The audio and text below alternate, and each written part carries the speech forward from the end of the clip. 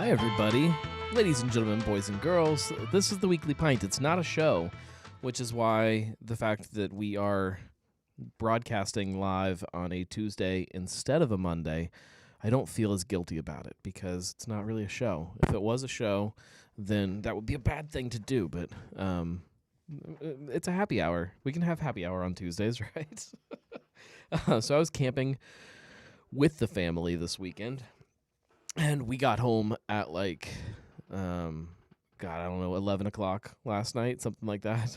And my wife was exhausted and sore. Long story, she fell this weekend like an old person and hurt herself. And so she's been really sore. So, we got done carrying everything in the house after finally getting home. And I didn't feel like coming down and making a show. I also just realized I have my squeaky chair here instead of the normal chair. Hang on, let me fix that.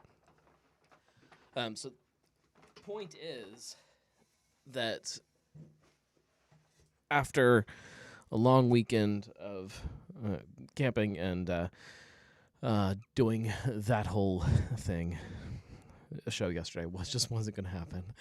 Let's see. So everybody, if you are new to this not a show and you don't understand what's going on, like I said, it's kind of like a happy hour. We all just kind of hang out and drink together. So wherever you're listening to this, jump on and comment, tell us what you're drinking, and feel free to comment throughout the show because that's the whole point. You can call in if you want to do that too. It's always fun. There's the number for you. It's 567-70-DRINK. Really easy to remember. That's 567-703-7465 if that's an easier way for you to do it. So, let's see. John is drinking a Braxton Tequila barrel-aged lemon-lime Berliner Weiss. Yeah, that's a lot to type. It sounds amazing, though. I have not had that beer, and I don't have it in my fridge, but I would really, really love to get my hands on it if they have not sold out at the Barrel House already. They do a kind of a monthly series there of some kind of barrel-aged bottle release. Some of them are big kind of, bourbon barrel-aged, imperial stouts and things like that. Brandy barrels have come out of there, and just barrel-aged stouts. Other side of the whole thing is stuff like this that tequila barrel-aged lemon lime Berliner Weiss. I'm about that right now this time of year. I drank a bunch of Sam Adams, the Blackbeard's Vacation from the Cincinnati tap room here while we were camping. Cracked open some bottles, and that was one of the ones that just, man, it was so perfect. It was, on one hand, the sun was out from, time to time, so I needed something a little bit refreshing. It's supposedly summer, but on the flip side, it was kind of cold outside, so I needed some bigger beers to kind of counteract that. Julia is drinking a pineapple Natter Days. So I've not tried the pineapple. I will admit that right off the bat, but I'm not a Natter Days fan. I wanted to like it. I wanted to believe that it was some kind of beautiful, summery, refreshing drink, and it just, it just wasn't very good to me. So I'm glad that you guys enjoy those. John says they do still have some. Don't get a lot of the barrel aged taste though, but the beer itself is amazing. Yeah, I mean, barrel is a relative term sometimes, especially when you start talking about lighter beers like that. How much barrel do you want? How much of that tannic kind of wood? How much booze? How much of all those kind of aspects do you want in the beer itself? So there's a whole spectrum.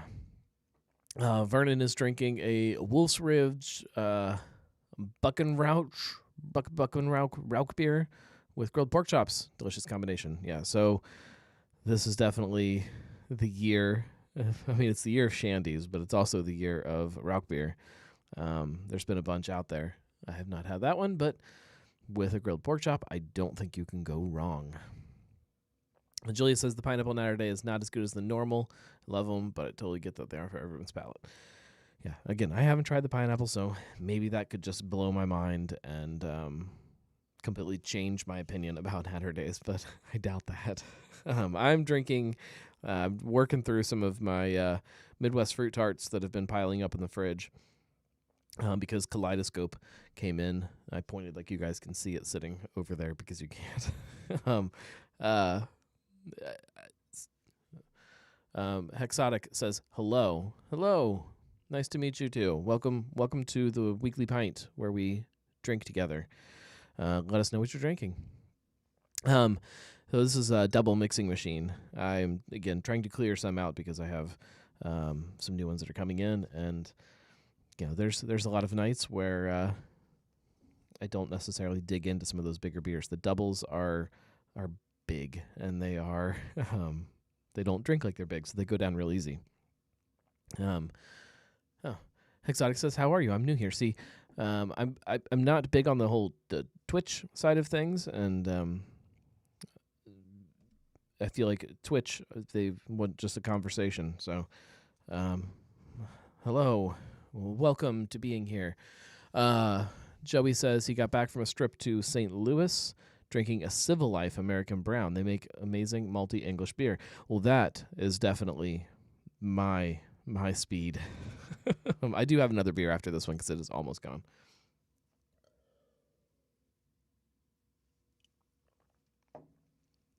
So, to answer the big question off the bat, I did not eat any cicadas. I'm sorry. It wasn't that I'm afraid to eat cicadas.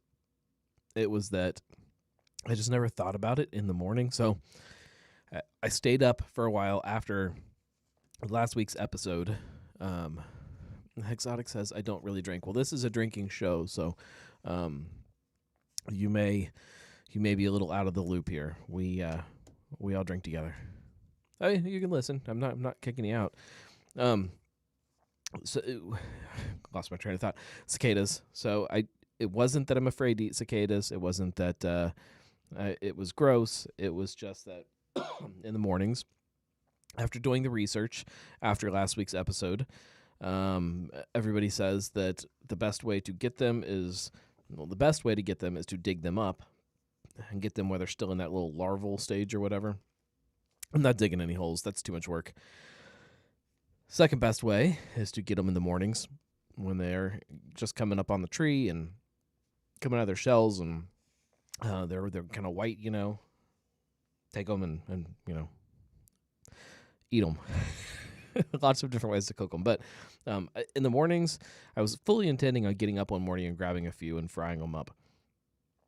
It was just a really, really weird weekend. In the mornings, it was freaking cold. I mean, you guys know that, I'm assuming. I don't know if you hung out outside a lot this weekend, but so when we got there on Friday afternoon, it was pouring rain and chilly. So we got everything set up, hung out for a little while, just went really easy for dinner that night, and kind of went to bed early and didn't have a fire, none of that stuff. It was just a miserable cold night. Second day, freezing cold, and we just sat around the fire all day long trying to stay warm. So we just drank very heavily that day. Again, nothing too crazy. By the time dinner rolled around, we made steaks over the fire, so we were a little better with the food there. But for the most part, we just sat around and drank and tried to stay warm. Sunday, we had company come over, and we threw a big party in the evening. So most of the day, we were just prepping for that and trying to soak up what little bit of sunshine there was. It would peek through bits and pieces. And then yesterday was the only nice day, so we hung out and played, badminton and bocce ball and again drank heavily. But we really just I didn't think about it. That's the honest answer. It might have popped into my head a couple times, but it was just so cold that I didn't feel like, going and waking up early in the morning to pluck cicadas off the tree, bring them back getting them fried up or however I wanted to prep them. I needed something really simple if I was going to eat food. So that was it. I failed, you guys. I didn't eat cicadas. That's the end of the story. I do want to jump into some label approvals here in just a minute, because there is some really neat ones that came in from Mad Tree that I'm actually looking at right now, because I have not actually read the fine print yet. I meant to pull these up and do a little research on it. Actually, I'll read it once we go over them. But camping was still fun. The intent was there, so no failure. There is still a chance that I can do it. I can still go out in the backyard and pluck some off a tree in the morning before work. I wouldn't cook them in the morning. That doesn't seem like a breakfast food, but it's just been, I know that I talk a lot about how busy life is, and for any of you who have kids, you understand this stage that I'm in. But we just bought a big swing set for the kids. Pumpkin better not be false hope. It is not a pumpkin label approval, but I have heard that there is a chance you may see some pumpkin this year. We bought this swing set, so I've spent there was 2 evenings the week before we went camping that I spent the evening outside trying to get that built. So 3 hours one night and 2 hours the one night. It's really hard to get home from work, into your work day, around 5-ish, whatever. Get dinner made for the kids. My wife usually works a little later than I do, so then she gets home. We eat dinner. We dive into the bedtime routine and stuff. Getting outside to work on something during the week, if you need to mow the grass or work in a flower bed or build a swing set, that is really hard to do during the week, like almost impossible some days. So, just plugging in whatever free time I've been able to do there. And then I finished up today is kind of the point I'm getting to. We took the day off today, and my oldest kid they call it a cooking camp. It's like a little summer camp thing that they do for a week, and every day they go, and she goes down to like the community arts center is what we call it here in Fairfield. And you get to, they cook during the day. So we sent her to that, and today was the first day. So because of camping and because of that, I took the day off.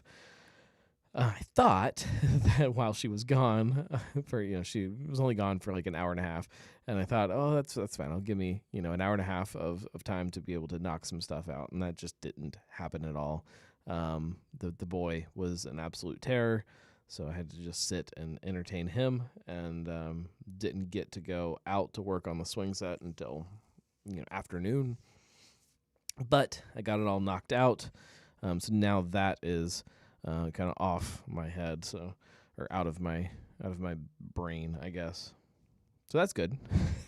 But I've had a lot of mental things that I've been trying to figure out lately. So that's why I didn't eat cicadas. Beer's done. That means get to crack open another one. There's water in my glass. This one, Harrow from Urban Artifact. This is their standard Goza, traditional Goza, as they label it on the can. This was one of the first beers that they made as a brewery. They released it on tap when they first opened their tap room. I believe, let me look this up before I say it out loud, but I believe that this was one of the first beers that I had from them too. Let's search.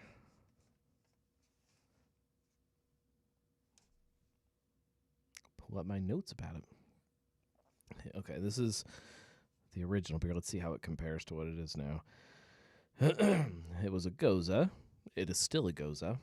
4.3% ABV. It is now 4.2%.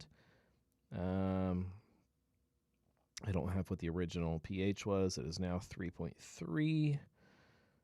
The description, the original description says, straw with a pillowy head from a deep German heritage. A bready fragrance with fruity esters complement the flavors of biscuit, salt, and the tartness to end refreshing.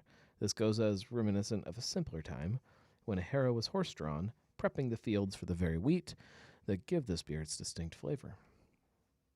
Let's see. Now it says, this goza is brewed with 1 pound of coriander, 11 pounds of salt per 30-barrel batch. The harrow is an agricultural tool used to smooth out the soil surface by breaking up larger clumps of dirt, providing a more suitable finish for planting seeds. Smooth out your next cultivation with a harrow. Ale brewed with spice. This is one of the few beers that they currently make that is doesn't have any fruit. Not that that's an issue for me. I don't need fruit in all my beers. I enjoy fruit in beers, but there we go.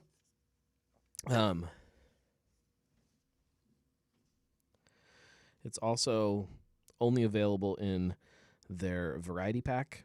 They have like a mixed 12-pack with Thin, Harrow, I think Spyglass, and then maybe a rotating one, something like that.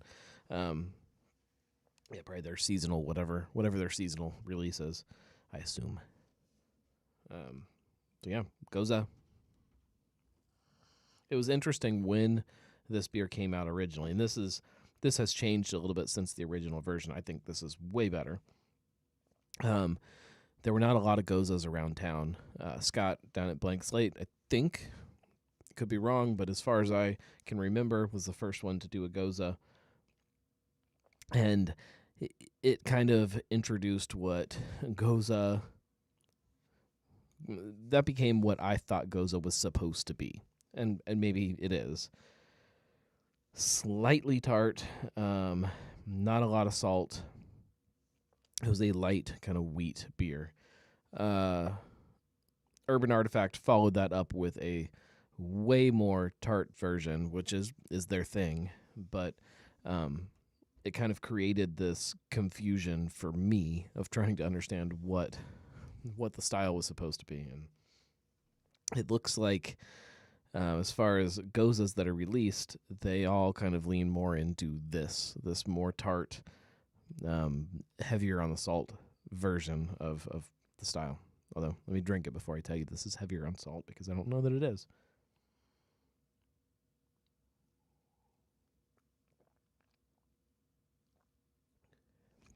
God, that's good. It's just refreshing. It's not super heavy on the salt. I mean, it's there.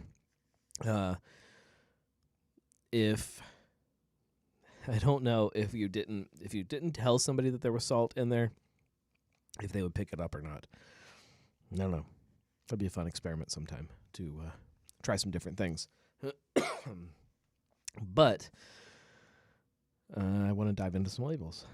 I'm actually going to roll through these backwards because a couple of the ones that I want to talk about they fall into the beginning. I also have to unplug and plug something in because my iPad was almost dead. Okay. Excuse me. Let's pull this up. We'll go ahead and drop me in there for you. Hi. We talked about this a little bit last week. This is that Dakraza is how I think you're supposed to pronounce it.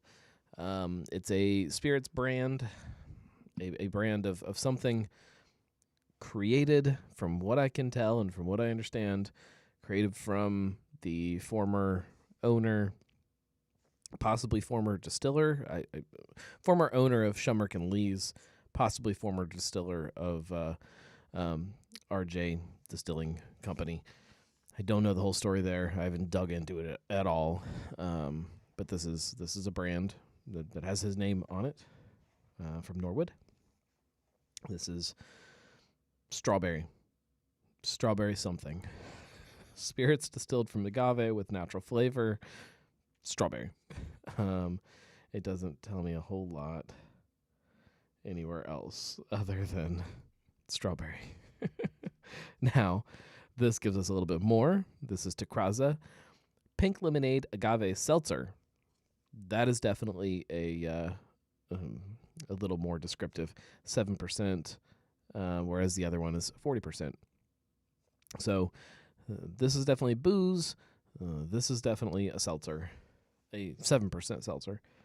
So I assume I assume it's a seltzer with a booze kind of base built into it. Oh, cheers, Rod. Nice to have you on board tonight. Another one here, guys. Not very exciting. This is, again, Dakraza Pineapple Mango Agave Seltzer, 7%. Same idea, different flavor dumped in. I do think it's strange that they have the seltzer and then they have this spirit with the same artwork. Like nothing changes, no color, except the text on the front of it. Not great branding, in my opinion. The Craza Lemonade Agave Seltzer. We're getting real creative here, guys. Different flavors, different seltzer. Same seltzer, different flavors. Here's another one. Whoa, blueberry. Although I am curious to try these, but they've been popping up for a long time, and I've never seen them on a shelf, so I don't know what the story is. Blackberry. Okay, that is it's all of those. Mela, this is not a huge surprise. We've been seeing a bunch of Sonder labels because they are now distributing to Kentucky, so they have to get label approval. New branding also on top of that. So here's the new Mela can. Really pretty. I like it. I love the new branding. I think it looks great. Skeleton root. I don't usually throw wine in here, but Julia says that it bothers me that all the flavors are in the same font, going back to this Craza. Yeah, it's strange, too, because, the font changes on some of them. The color changes on some of them. Like, this doesn't change. There might be a color difference there in the word lemonade, but not much. And it's not a lemonade-y color, too. Then there's this crazy font change. Blackberry gets the exact same font as the other words. There's a lot that bothers me about this. Anyways, I don't usually typically do wine, but I'm probably going to start doing it a little bit more and talking about it. Skeleton Root, local winery. This is their Edelsvicker. I don't know what that is. I was going to kind of do some research on it and then kind of ran out of time before the show because life. But this is an Edelsvicker skin fermented white wine blend. So I don't know a lot about wine. Wine is grape juice that ferments, and then we drink it, and it makes us feel good. If you leave the skins in, I assume that's the skin ferment. That's just an assumption, though. They have a label proof for another one, too, that is not skin ferment. It is... I don't know. Although also, yeah, I don't know a lot about wine. I don't know anything about wine. Oh, here we go. And this is one that I should have played the other way. So there's a collar approval for Rheingeist's Black is Beautiful Barrel Aged Imperial Oatmeal Stout, 12.9%. And then, as you saw, they also have a label for bottles. I assume bottles 1 pint 0.9 fluid ounces. That is a 500 milliliter bottle. I assume. I guess they could have a 500 milliliter can, but I don't anticipate that. It doesn't say a lot. It doesn't say a lot on the label itself, but you guys are familiar with the beer. Brad says, "Happy Second Monday." Happy Second Monday. Every day is Monday sometimes. So, I actually really excited to try this one. But Rheingeist, their barrel age program is just absolutely fantastic. and I'm a huge oatmeal stout fan. I love that big, kind of heavy, thick body of it, and throw it in a barrel. At Rheingeist, sign me up for that all day, any day. Pensive, this is a little distillery down in Newport on Monmouth. This is their single barrel bourbon. They do have a regular bourbon. They've got a vodka. I think that's it. They might have something else, but I've never been down there, never tried their stuff. It's on my list. There's a lot of places on my list. All right. This is the series that I wanted to dive into a little bit. This is Mad Tree. Untamed Spirits collaboration series. They used single barrel, I guess, Liquor Barn. It's collaboration with Liquor Barn somehow. I don't know the story to this at all. I've not reached out to them at all to get a story about what's going on with this and when we're going to see it, but there are several of these, so we'll dive into them all. We'll read it real quick. I have to zoom in because I haven't read these yet. It says, tap into the spirit of barrel to bottle. Enjoy a collaboration of beer and bourbon barrel, Mad Tree and Liquor Barn. We've hand-selected some of Kentucky's finest bourbon barrels, filled them with smooth, dark stout, and aged them for 9 long months, resulting in rare beers rich for the tasting. Discover each, enjoy all, in collaboration with Liquor Barn. This doesn't tell me a lot about it. The tasting notes say oak, vanilla, cherry. But sign me up. I like barrel aged beer, bourbon barrel aged stout. That's all I really need to know.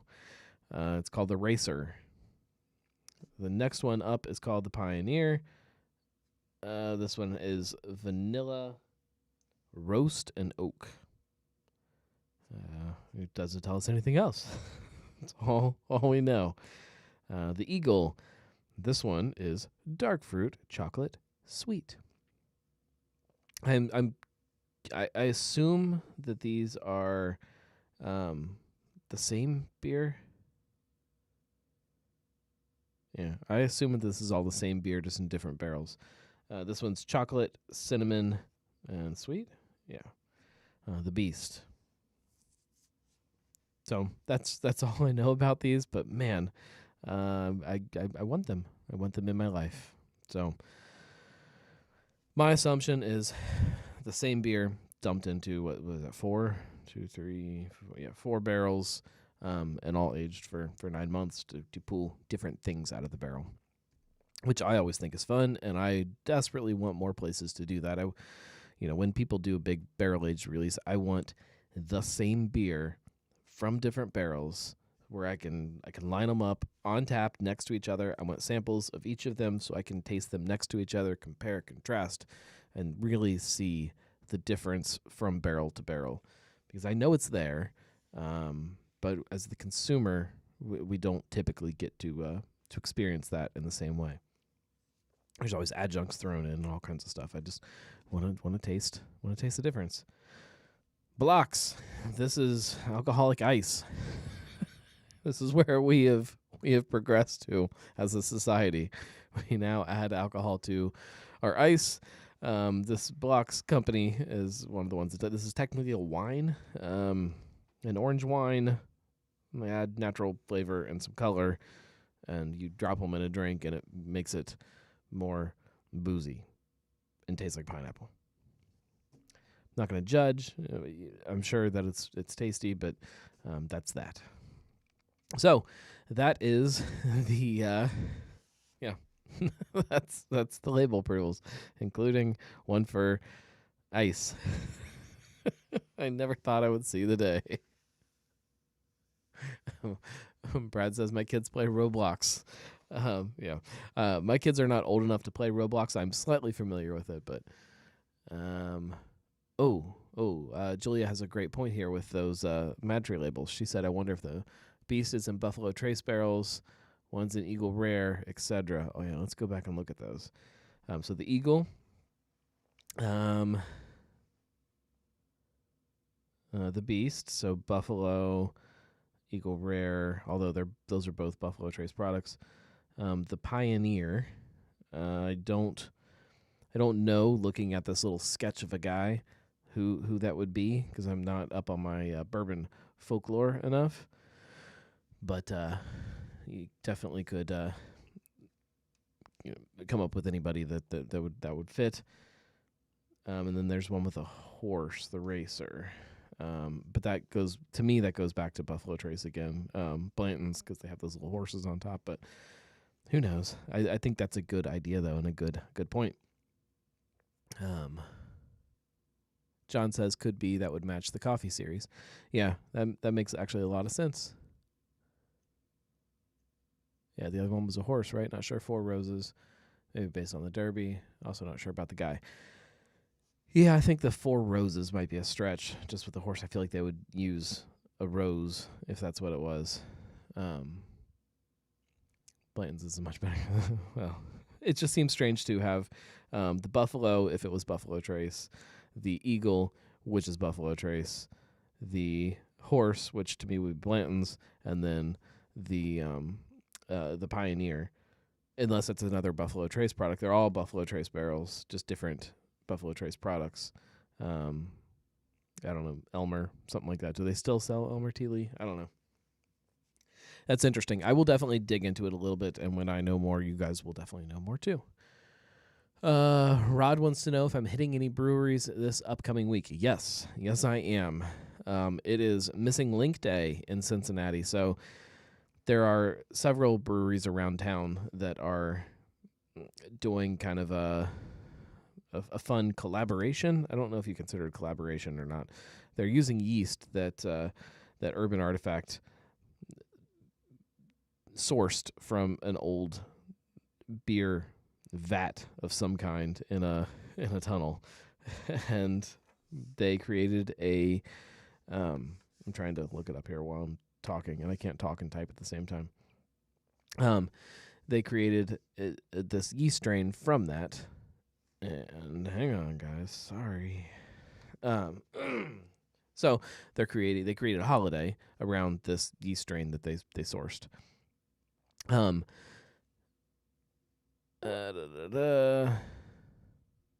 trying to find the list here, guys. Sorry.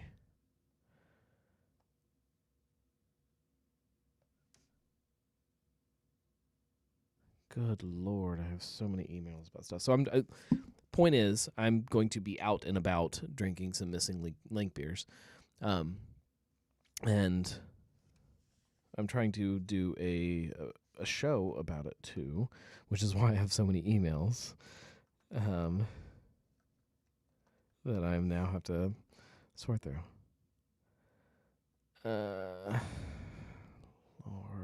Lord.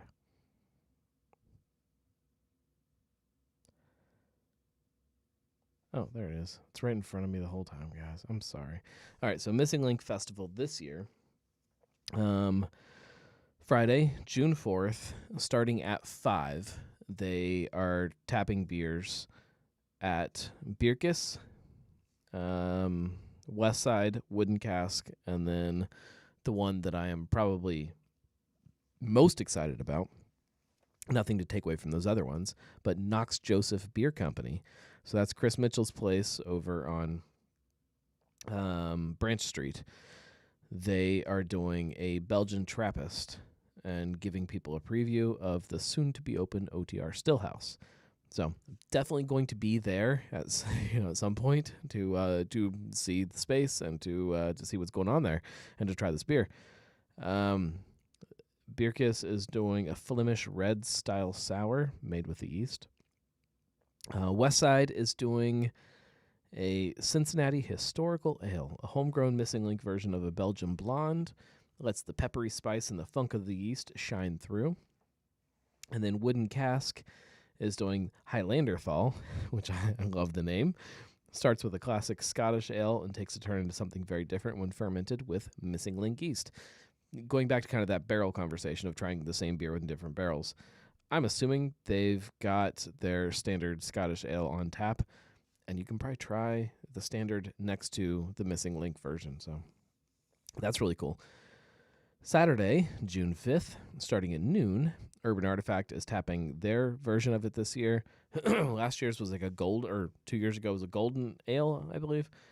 And this year they're doing a Cincinnati Tart Saison with strawberry and passion fruit. So, Humble Monk, right across the street from Urban, is also doing what they are calling Goldie Links. It is a session ale with subtle citrus and spice coming from the yeast. And they're also doing a barbecue food truck that day.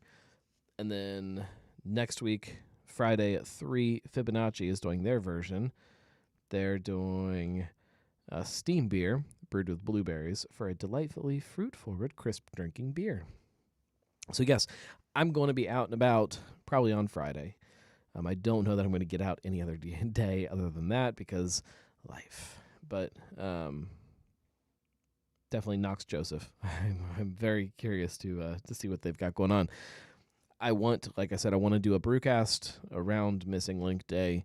I did 2 years ago a Missing Link show, kind of talking about the story of getting the yeast and all of that. And we tried Urban's beer and talked about that.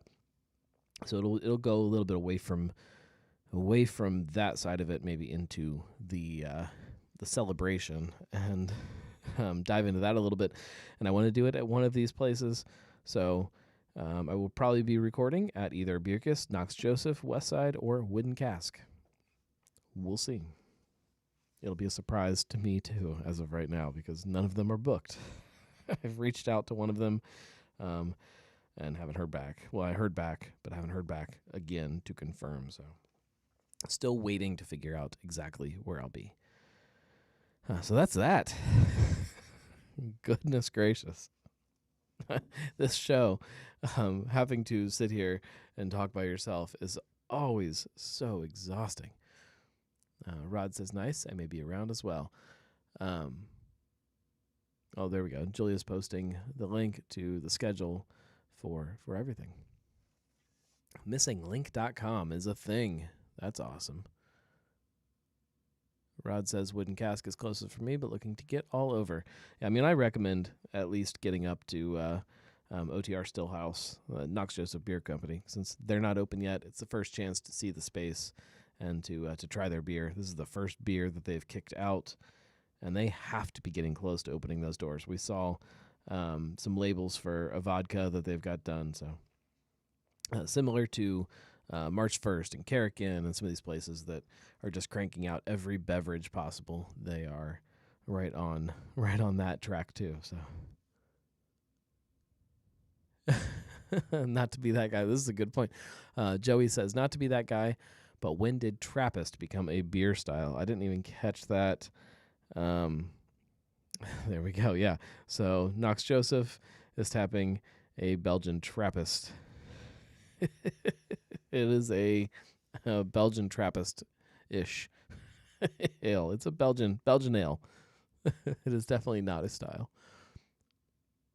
It's not a Trappist in itself is not a it's not a style. It is a protected term to refer to beer that is brewed by monks in Belgium. So to use the word Trappist on a label, you have to be made by monks in Belgium. Well, shouldn't say that. Not in Belgium.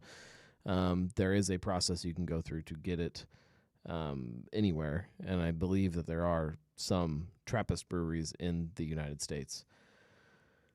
Yeah, it's I'm sure. We only have one in the United States.